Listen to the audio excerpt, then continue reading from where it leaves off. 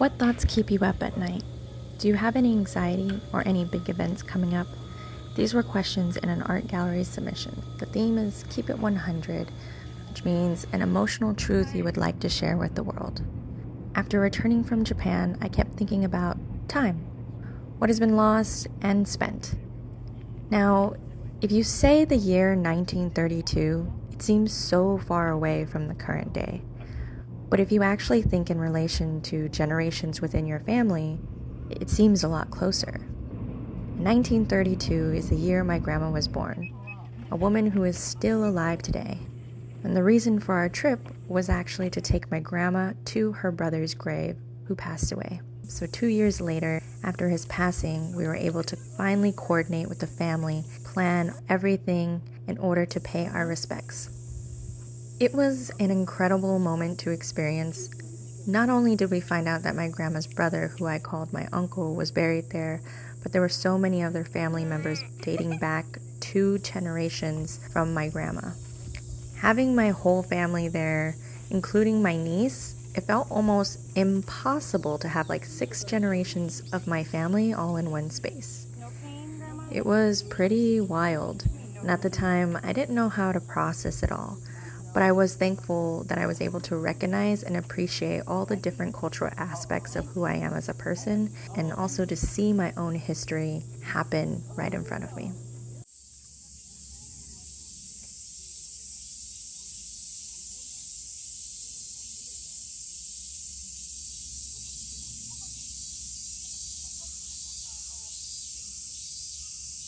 There's this ongoing theme that I find exploring within my own ceramic work to understand the cultural complexities of my own identity.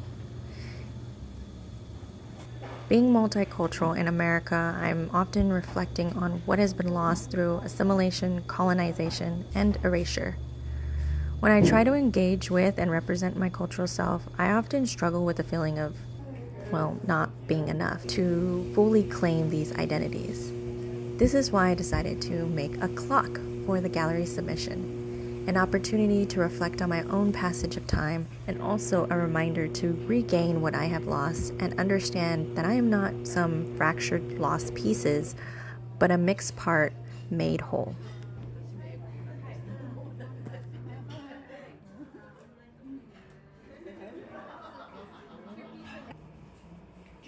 Junko Papa.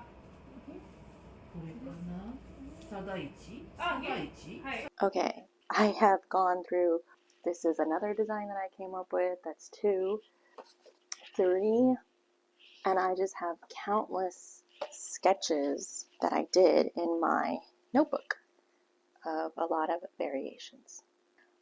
As you saw here, this was kind of what I was playing with before. This isn't quite capturing what I want to say. So usually when I do designs, they come pretty easy. I typically have like the piece set here, and this is my coffee table, so I'm always walking by. So I'm always looking at it and deciding in the back of my mind, it's never active. And then when the idea comes and pops into my head, I kind of add it on to visualize, which is, I just use a lot of pencil because a lot of times I could just erase it and it comes right off. And it really helps me kind of figure out what this piece is trying to showcase in the design. What I'm saying is usually it comes pretty easy. It's a long process, but each individual design element of my other art is really decided and thought out. I don't stop designing or adding to it until I feel like it is satisfied to me. And so for this piece, sometimes I can actually sketch out a design in my notebook here. I have a couple sketches, or even this one, because this one is like my on-the-go sketchbook, and I can just pop in whatever and when I'm on the go. So I thought I could do that with this one. I had already sketched out designs, and that isn't the case. I added the design, it looked too simple or just like too chaotic. at the same time, so either simple or chaotic. And so now I'm expanding my efforts to other things. It also didn't feel like it was very me. I do really like this piece, but now that this is the next day and I'm a new person, I don't like it as much. It's just, there's something off about it, and I just don't want it on there. So here we are. We're starting with a blank canvas all over again, because I just cannot figure this out. And I keep imagining like someone going to the gallery and seeing it and wanting to purchase it. And the designs that I keep coming up with, like the initial design is just too specific to me. Like, it's not like they're going to look at it and be like, oh, pretty, but they're not going to want to purchase it. So that's like my kind of what I keep thinking about while I'm designing it. And ultimately, I try to tell myself, don't think about that person, because it's really not about that person. It's about your own truth. It's trying to keep it 100 is the theme, right?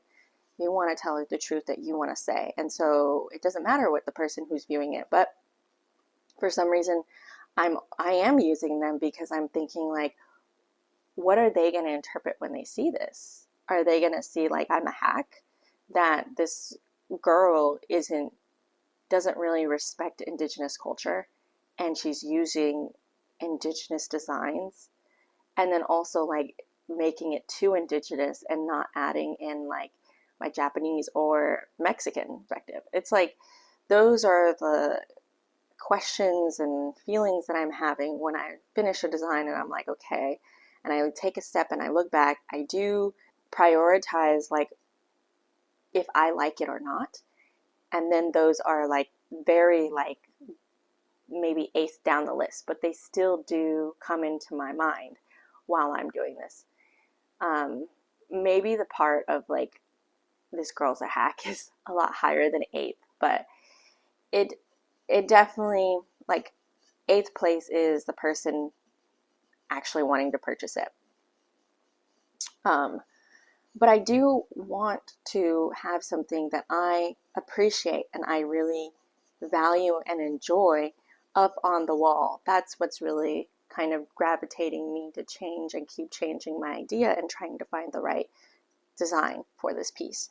Because I want to walk into the gallery myself, I want to look up at the wall and I want to feel satisfaction.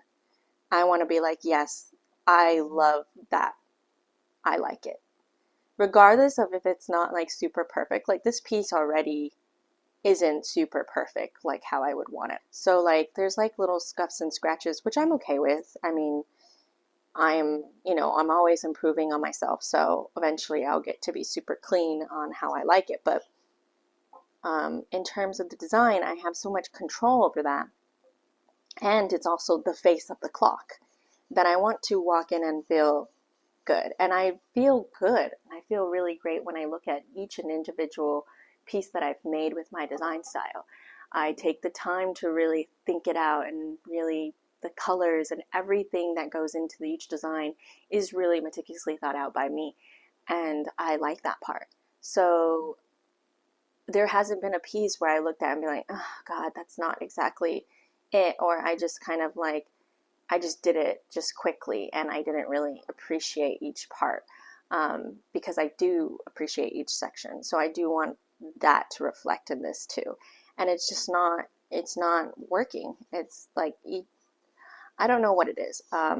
And most of my approaches to each design is like, I think of the shape of the piece and I think about how can I accentuate the shape, or how can I contrast it with what design elements that I have. So basically I'm working with shapes, and this is the shape of the object, and I want to kind of use shapes to either accentuate or contrast this shape. That's kind of my approach to my other pieces. For 2D perspective, there is only so much that I feel like my shape library in my mind is very limited, and I would like to expand that. But this is not the time to expand on my shapes right now. I need to let them know if I'm going to be in the gallery by tomorrow. So this is very top priority right now. to kind of figure out and make sure that I like the design enough that I want to submit it. So I feel like I'm just trying to crunch out something that is very meaningful and that takes time. And I'm like, this is something that is important to me. And I have no time to really factor in that importance. I just have to kind of bust it out, which is not my forte, but that's something I have to do. And that could be also the pressure of it. So a lot of the pieces that I've been working on have been very minimal and in the design aspect, but which is what I've been kind of adding to this piece. I keep going back to like very minimal design work, but I feel like in a gallery, I would want it to be heavy design. So I don't know, because I have been liking that negative space a lot too. And I don't really want to, like, I don't know, to me it's like, do this piece need to have that much negative space? Like, I feel like I need to have more, showcase more of my design artwork elements to it, and as opposed to having too much negative space.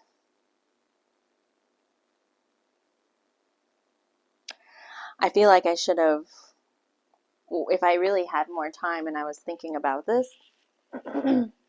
like the other one would have been my prototype.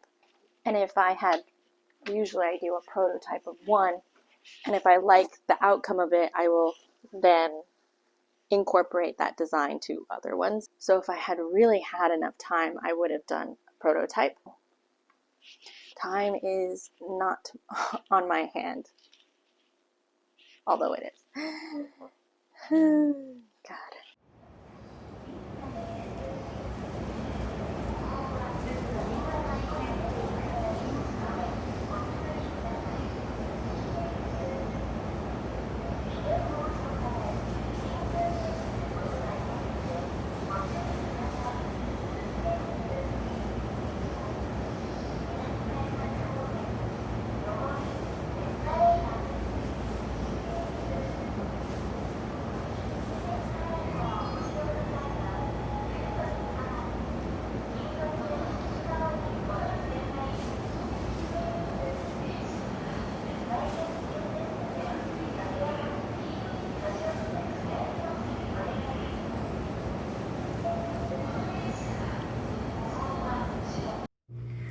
I wish I could say that creating this design came naturally, but it was far from easy. You see me experimenting with different designs, trying to find the right balance, but what you didn't see was that right after recording my pencil sketching video, I received a call that someone very close to me passed away. At that moment, everything became very difficult to focus, and finishing the clock on time felt impossible. It was a miracle that I managed to complete the piece on time, all while grieving with my family. Now when I look at this piece, it's not just a work of art, it's a testament to resilience. It holds the weight of loss, the pressure of time, and the strength it took to keep moving forward. It's a reflection of who I am, not just as an artist, but as a sister, a survivor, and someone who is still learning to find balance between life's complexities and creativity. This clock tells a deeper story as it holds a piece of my heart, of my cultures, and the moments that are held within time. I was recently asked what I would like to share to everyone, and in that moment I choked up. All I could think about was that I'm still grieving. But if you were to ask me now, I would say, if you find connection within each other, really embrace it. Because our time here is really fleeting.